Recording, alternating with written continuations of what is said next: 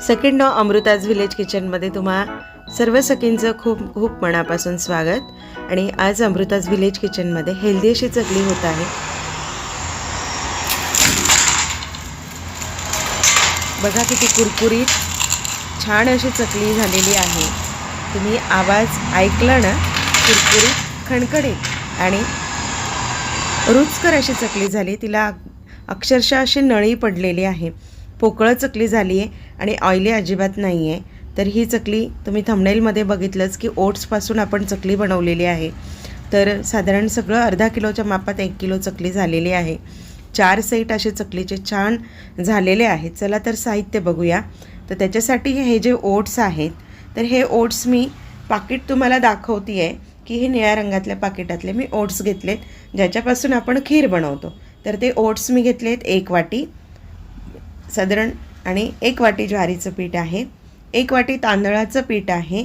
माझ्याकडे जे अवेलेबल होतं ते तांदळाचं पीठ मी घेतलं आहे, आणि 5 चमचे डाळवं घेतलेलं आहे, जे की आपण चिवड्याला वापरतो। चवीप्रमाणे मीठ, तीळ घेतलेला आहे 1 वाटी, आणि चवीप्रमाणे तिखट, बडीसोप, ओवा घेतला आहे, आमचूर पावडर घेतली आहे, जिरे आणि धणे। आता धणे, जिरे आणि बडीसोप आपण भाजून घेणार आहोत, थोडं डाळवंही भाजून घेणार आहोत।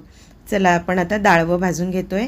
डाळवं अगदी अलगद भाजायचं आहे आपल्याला, त्याला करपू द्यायचं नाही आहे आणि कढई जास्त तापू पण द्यायची नाही आहे। आपलं डाळवं जस्ट भाजून झालं आहे, आणि त्याच्यामध्ये आपण धणे, जिरे आणि बडीसोप हे भाजून घेतो आहे। याला खमंग खुसखुशीत असं भाजून घ्यायचं आहे, जेणेकरून त्याचा जो सुवास दरवळतो ना चकलीमध्ये, तो अप्रतिम असा सुवास असतो।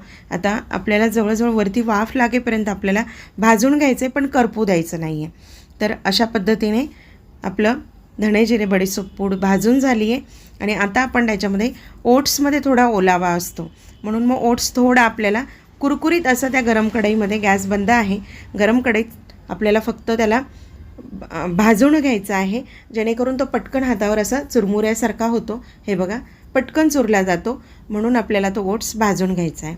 आता ओट्स पण आपला भाजून झाला आहे। ह्या जिन्नस आपण आता मिक्सरमधून काढून घेतो आहे। ओट्स, डाळवं मिक्सरमधून काढून घेतलं, त्याच्यासोबत ज्वारीचं पीठ घेतलं आहे आता, आणि तांदळाचं पीठ, हे चौघं पीठं आपण व्यवस्थितरित्या मिक्स करून घेतो आहे।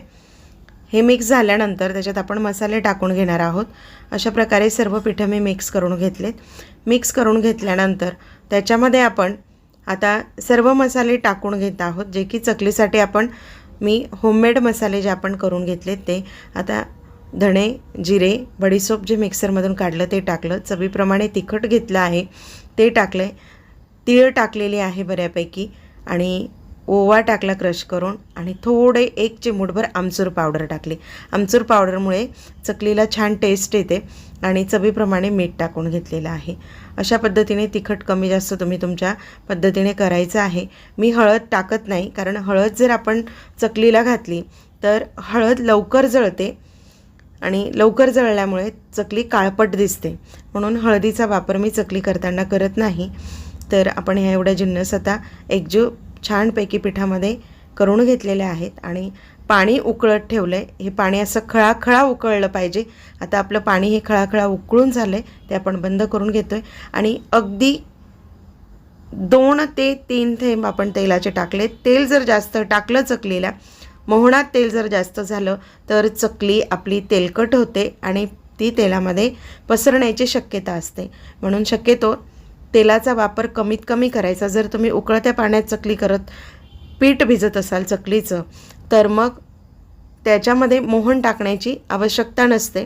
आणि आपण हे उकळतं पाणी याच्यासाठी घेतो आहे की आपण ओट्स वापरलेलं आहे, आणि ज्वारीचं पीठ आणि ओट्ससाठी आपण गरम पाणी तर नाहीच म्हणायचं, इथे उकळत्या पाण्याचा आपण वापर करतो आहे।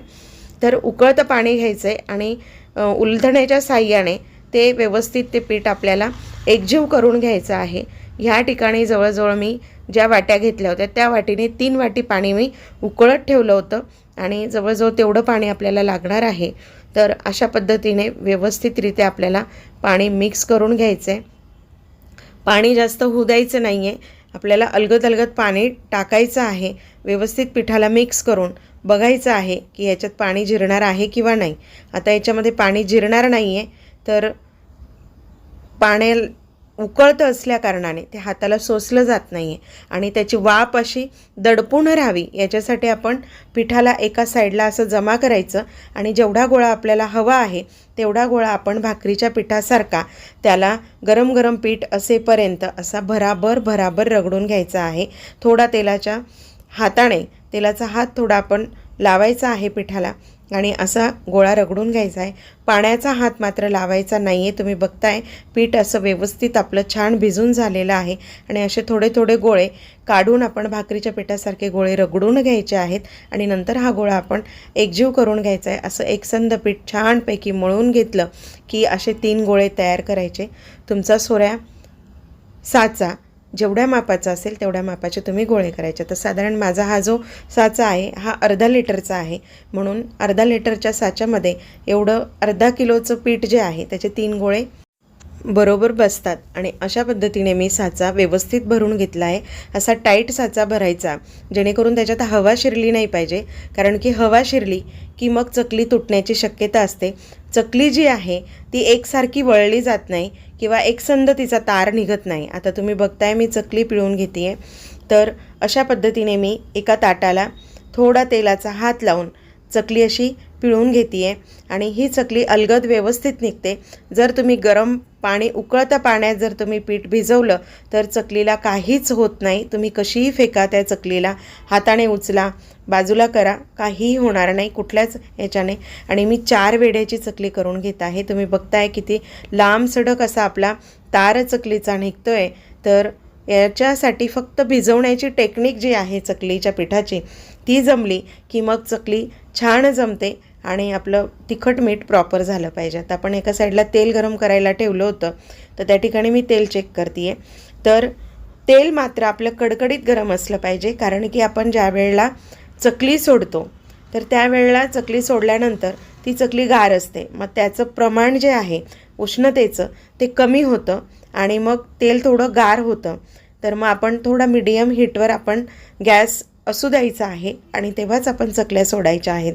जेवढ्या मापात बसतील कढईमध्ये, आता ही माझी कढई मोठी आहे, याच्यात जवळजवळ 5 ते 6 चकल्या बसलेल्या आहेत आणि हिला हात लावायचा नाही आहे.